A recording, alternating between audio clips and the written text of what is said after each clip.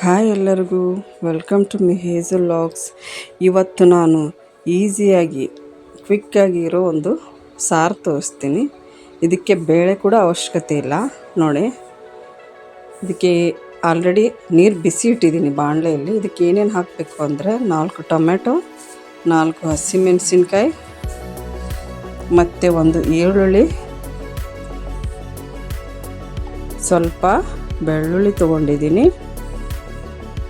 ಅದಕ್ಕೆ ಸ್ವಲ್ಪನೇ ಹುಣಸೆಹಣ್ಣು ಹಾಕಬೇಕು. ನೋಡಿ, ಇವಾಗ ನಾವು ಬಿಸಿ ಇಟ್ಟಿದ್ದೀವಲ್ಲ, ಆ ನೀರಲ್ಲಿ ಇದನ್ನು ಒಂದೊಂದಾಗಿ ಹಾಕ್ಕೊಳ್ಳಿ. ಕಟ್ ಮಾಡಿ ಹಾಕ್ತಾಯಿದ್ದೀನಿ ನಾನು ಮಧ್ಯದಲ್ಲಿ. ಈ ಥರ ಜಲ್ದಿ ಬೇಯುತ್ತೆ ಅದು. ನೋಡಿ, ನೀವು ಕೂಡ ಮಾಡಿ ನೋಡಿ. ಇದನ್ನು ಅನ್ನದ ಜೊತೆ, ಇಡ್ಲಿ ಜೊತೆ, ದೋಸೆ ಜೊತೆ ಎಲ್ಲದರಲ್ಲಿ ಚೆನ್ನಾಗಿರುತ್ತೆ. ನೀವು ಕೂಡ ಮಾಡಿ ನೋಡಿ. ನಾನು ಇದರಲ್ಲಿ ಹೆಚ್ಚಿಗೆ ಮಸಾಲೆ ಏನು ಹಾಕಿಲ್ಲ. ನಿಮಗೆ ದೋಸೆಯಲ್ಲಿ, ಇಡ್ಲಿಯಲ್ಲಿ ಅಂದರೆ ಒಂದು ಸಾಂಬಾರು ಪೌಡ್ರ್ ಹಾಕಿಬಿಡಿ, 1 ಸ್ಪೂನ್ ಅದರಲ್ಲಿ. ಅನ್ನದಲ್ಲಿ ಅಂದರೂ ಸ್ವಲ್ಪ ಮಂದಿ ಇಷ್ಟಪಡ್ತಾರೆ, ಸ್ವಲ್ಪ ಮಂದಿ ಸಾಂಬಾರು ಥರ ಇರೋದು ಇಷ್ಟಪಡೋದಿಲ್ಲ. ಬೇಕಂದರೆ ಹಾಕ್ಕೊಳ್ಳಿ ನೀವು. ನೋಡಿ, ಇದನ್ನೆಲ್ಲ ಹಾಕ್ತಾಯಿದ್ದೀನಿ. ಹುಣಸೆಹಣ್ಣು ಕೂಡ ಹಾಕ್ತಾಯಿದ್ದೀನಿ ಅದರಲ್ಲಿ.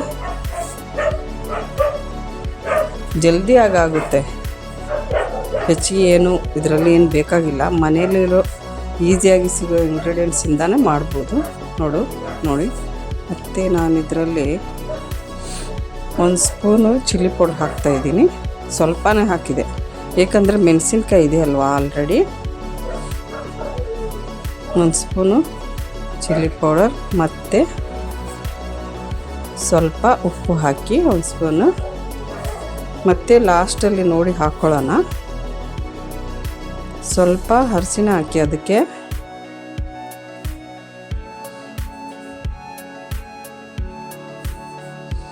ನೆಕ್ಸ್ಟ್ ಏನು ಹಾಕಬೇಕು ಅಂದರೆ ಅದರಲ್ಲಿ ಸ್ವಲ್ಪ ಎಣ್ಣೆ ಹಾಕಿ, 1 ಸ್ಪೂನ್ ಎಣ್ಣೆ ಹಾಕಿ ಇದನ್ನು ಮುಚ್ಚಳ ಹಾಕಿ ಒಂದು 10 ನಿಮಿಷ ಇಡಿ.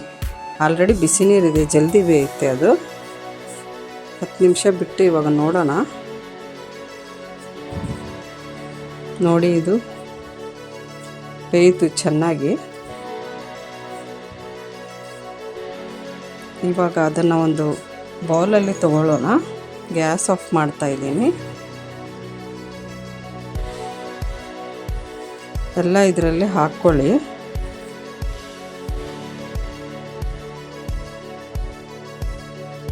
ಸ್ವಲ್ಪ ಒಂದು 10 ನಿಮಿಷ ತಣ್ಣಗಾಗಕ್ಕೆ ಬಿಡಿ. ಅದನ್ನು ಸೈಡ್ನಲ್ಲಿ ಇಟ್ಬಿಡಿ. ನೋಡಿ, ಇವಾಗ ತಣ್ಣಗಾಯಿತು. ಇದನ್ನು ಜಾರ್ನಲ್ಲಿ ಹಾಕಿ ಮೆತ್ತಗೆ ಪೇಸ್ಟ್ ಮಾಡ್ಕೊಳ್ಳಿ.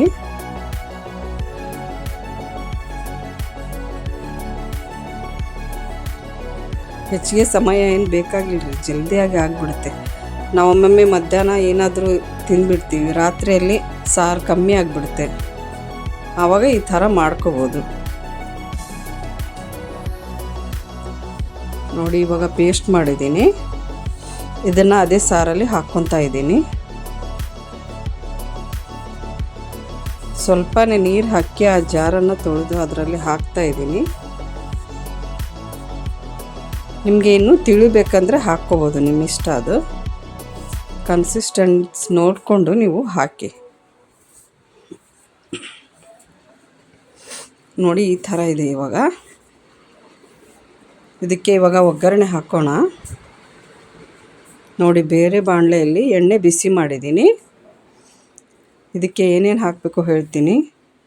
ಸಾಸಿವೆ, ಜೀರಿಗೆ ಮತ್ತು ಕಡಲೆಬೇಳೆ ಇದು ಹಾಕಿದೆ ಸ್ವಲ್ಪ. ಮತ್ತು ಒಣಮೆಣಸಿನ್ಕಾಯಿ, ಸ್ವಲ್ಪ ಮೆಂತ್ಯಕಾಳು, ಬೆಳ್ಳುಳ್ಳಿ, ಕರಿವೇಪಾಕು ಇದನ್ನು ಹಾಕಿ ಸ್ವಲ್ಪ ಫ್ರೈ ಮಾಡಿ ಇದನ್ನು.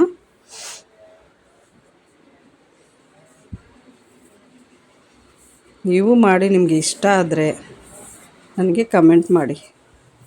ನೋಡಿ, ಇವಾಗ ಸಾರು ಒಗ್ಗರಣೆಯಲ್ಲಿ ಹಾಕಿದ್ದೀನಿ. ಇದು ಕಡಲೆ ಹಿಟ್ಟು ರೀ, 2 ಸ್ಪೂನ್ ಕಡಲೆ ಹಿಟ್ಟು ತೊಗೊಂಡಿದ್ದೀನಿ.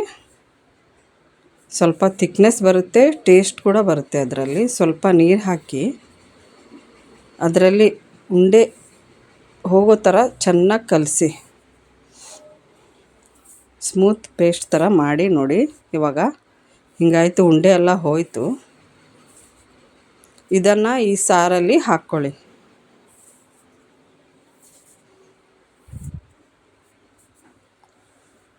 ಹಾಕಿ ಚೆನ್ನಾಗಿ ಮಿಕ್ಸ್ ಮಾಡಿ. ಇದು ಆಲ್ರೆಡಿ ಬೆಂದಿದೆ. ಇವಾಗ ಏನಂದರೆ ಸ್ವಲ್ಪ ಕಡಲೆ ಹಿಟ್ಟು ಹಾಕಿದ್ದೀವಲ್ವ, ಅದು ಸ್ವಲ್ಪ ಹಸಿ ವಾಸನೆ ಹೋಗೋ ಥರ ಸ್ವಲ್ಪ ಹೊತ್ತು ಬೇಯಿಸಿ. ಅದನ್ನು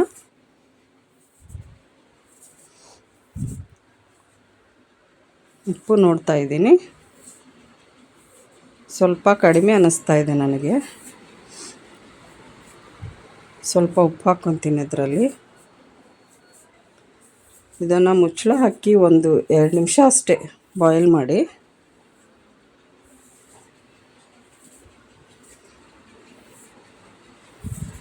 ಯಾರಾದರೂ ಗೆಸ್ಟ್ ಬಂದರೂ ಕೂಡ ಸಾರು ಇದ್ದಿಲ್ಲ, ಅನ್ನ ಅಷ್ಟೇ ಇದೆ, ಸ್ವಲ್ಪ ಸಾರು ಕಡಿಮೆ ಆಗುತ್ತೆ ಅಂದರೂ ಕೂಡ ಹೀಗೆ ಮಾಡ್ಬೋದು ನೀವು ಕ್ವಿಕ್ಕಾಗಿ. ನೋಡಿ, 1 ಸ್ಪೂನ್ ತುಪ್ಪ ಹಾಕ್ತಿದ್ದೀನಿ ಫೈನಲ್ ಆಗಿ. ಇದರಿಂದ ಒಳ್ಳೆ ಟೇಸ್ಟ್ ಬರುತ್ತೆ. ಮತ್ತು ಇದನ್ನು ಕೊತ್ತಂಬರಿ ಹಾಕಿ ಗಾರ್ನಿಷ್ ಮಾಡಿ. ನೋಡಿ, ನೀವು ಕೂಡ ಟ್ರೈ ಮಾಡಿ. ಲೈಕ್ ಇದ್ದರೆ ಸಬ್ಸ್ಕ್ರೈಬ್ ಮಾಡಿ, ಶೇರ್ ಮಾಡಿ, ಕಮೆಂಟ್ ಮಾಡಿ. Thank you.